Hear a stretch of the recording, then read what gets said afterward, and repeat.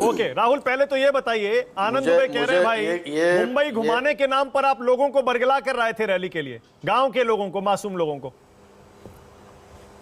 देखिए, मैं दुबे साहब का इस बात पे पूरी तरह से निषेध व्यक्त करता हूँ कि जो मराठवाड़ा, विदर्भ, उत्तर महाराष्ट्र, कोंकण, पुणे से जो लोग आए उसमें बहुत सारे किसान थे, बहुत सारे कष्टकरी समाज था, बहुत सारे बाला साहब ठाकरे के हिंदुत्ववादी विचार जिन्होंने आत्मसात किए, जिन्होंने पिछले 25-40 साल में सुने, वो बाला साहब ठाकरे के विचार सुनने वाले, आत्मसात करने वाले लोग मुंबई में आए थे। लेकिन उनको खाने के लिए लाया, मुंबई घुमाने के लिए आया, चलो दशहरा घुमा दिखाने के लिए लाते। ये वक्तव्य जो दुबे साहब कर रहे हैं उसका पहले मैं निषेध व्यक्त करता हूं।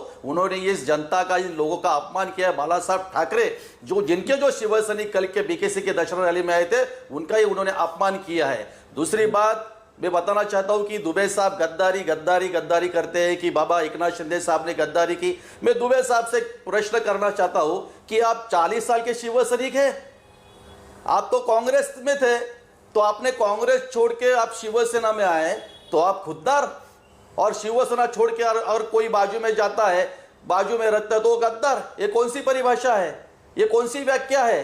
और आप जो बता रहे हैं कि बाबा कि आपने जो मानक जी मुझे 1 मिनट देना कि इनको जो चुनाव आयोग है, चुनाव आयोग का इनका डर लग रहा है, क्योंकि पूरी तरह एकनाथ शिंदे साहब को जो महाराष्ट्र में समर्थन मिल रहा है, हर जगह, हर चौराहे पे, हर मुंबई में शहर है दो या पूरे महाराष्ट्र में शिंदे साहब मुख्यमंत्री जहां जहां जा रहे हैं वहां पे भीड़ उमड़ रही है, लोग उनके साथ आ रहे हैं, उनके साथ जुट रहे हैं, उनको समर्थन दे रहे हैं। भारी तौर पे लोग, लाखों के लोग उनके रैली में आते हैं, उनके सभा में आते हैं। ये क्या है? अगर एकनाथ शिंदे साहब ने कुछ गलती की होती, 40 विधायक ने कुछ गलती की होती, 12 सांसद ने कुछ गलती की होती, तो महाराष्ट्र की जनता ऐसे बागी लोगों को साथ नहीं देती थी। ये महाराष्ट्र, राहुल लोंढे, शिवाजी पार्क में जो रैली हुई उद्धव गुट की, उसमें इतनी भीड़ आई, उसमें इतनी भीड़ क्यों आई बताइए, अगर असली शिवसेना आपकी है तो?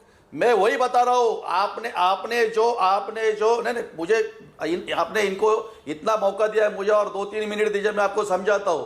बीकेसी जो मुंबई का सबसे बड़ा ग्राउंड है, आप अपने विजुअल में दिखा रहे खचाखच, वहां पे 1.25 लाख कुर्सियां, 1.25 लाख चेयर की व्यवस्था होती है। अगर वानखेड़े साहब दिल्ली में बैठकर बीकेसी का वर्णन करे, बीकेसी में ऐसे हुआ, बीकेसी में वैसे हुआ, तो वानखेड़े साहब से मेरा वो वरिष्ठ पत्रकार है, उनका तजुर्बा बहुत है, मैं मान्य करता हूं, एक्सेप्ट करता हूं। लेकिन दिल्ली में बैठ के इस गली की बात ही नहीं हो सकते। वानखेड़े साहब आकर बीकेसी के ग्राउंड में रहते। मुंबई पुलिस को आप पूछिए कि सबसे बड़ी रैली किसकी हुई, सबसे विचारधारा किसकी थी, सबसे बड़ी उमड़ी भीड़ कहां पे थी? वो बीकेसी पे थी। लाखों लोग रास्ते पे खड़े थे, मैदान खचाखच भरा हुआ था। ये पुलिस की रिपोर्ट है, ये सब की रिपोर्ट है। अगर आप दिल्ली में बैठ के, मुंबई में कितनी रैली है, दशहरा में इधर शिवाजी पार्क में, दशहरा में शिवाजी पार्क तो कितना है, शिवाजी पार्क से बढ़ा दो गुना 3 गुना बीकेसी का मैदान है। अगर वो पूरी तरह खचाखच भर जाता है तो 2 लाख 3 लाख के ऊपर ही लोग आए थे। यह है हमारा अनुमान नहीं, यह हमारा दावा नहीं, लेकिन मुंबई पुलिस का ये रिपोर्ट है, ये पहले ध्यान में रखिए। और आप बार बार बता रहे, देखिए मैं 1-2 मिनट में खत्म करता हूं। इनके शिवाजी पार्क के रैली में उद्धव ठाकरे साहब के बाजू में किसकी कुर्सियां रखी थी? मनोहर जोशी, संजय राउत। जो मनोहर जोशी, जो बाला साहब ठाकरे जी हमें छोड़ के चले गए, तो 2013 में यही शिवाजी पार्क में उद्धव साहब ठाकरे जी के नेतृत्व में दशहरा रैली हुई थी। उसी स्टेज पे, उसी व्यासपीठ पे, उसी विचार मंच पे मनोहर जोशी के खिलाफ नारे लगाए गए, मनोहर जोशी का अपमान किया गया और मनोहर जोशी को स्टेज से उतारा गया। तो आज उनकी दया कैसे आ गई? 2013 में वो आपके सामने उनको शिवसेना के नीचे उतार दिया स्टेज से, और आज उनकी कुर्सी लगा रहे। और हमारे स्टेज पे 2012 में शिवसेना प्रमुख सन्मान्य बाला साहब ठाकरे जी की थाना में रैली हुई थी, इलेक्शन की रैली थी। जो वो चेयर पे बैठे थे, कुर्सी पे बैठे थे, वो हमने एकनाथ शिंदे साहब ने संभाल के रखी है। वही कल के